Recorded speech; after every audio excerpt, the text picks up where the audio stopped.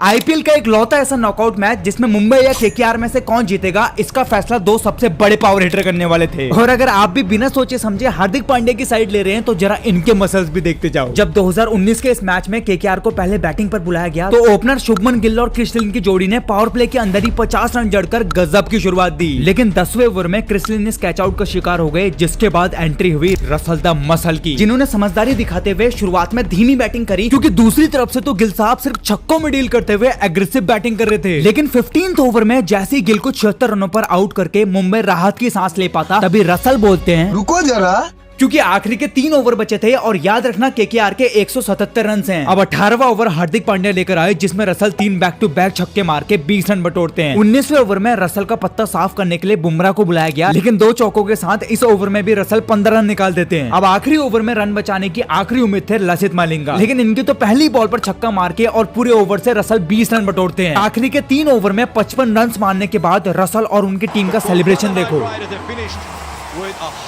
अब under pressure में मुंबई के ओपनर्स 232 का टारगेट चेस करने उतरते हैं, लेकिन इनिंग के दूसरे ही ओवर में डिकॉक बड़े शॉट के चक्कर में रसल के हाथों 0 पर कैच आउट हो गए, जिसके बाद फैंस और मेरी उम्मीद हिटमैन रोहित शर्मा से थी, लेकिन चौथे ओवर में केकेआर उन्हें भी एलबीडब्ल्यू में फंसा लेते हैं। पावर प्ले में सिर्फ 40 रन बनने के बाद अब रसल भी बॉलिंग कराने आ जाते हैं, और किस्मत देखो, इवन लुइस को सिर्फ 15 रन पर ही कॉल्ड बिहाइंड करा के और सूर्य भाव को सुपला शॉट के लालच में फंसाकर पूरा ग्राउंड ये मान चुका था कि ये मैच रसल और शाहरुख खान की केकेआर का ही है। लेकिन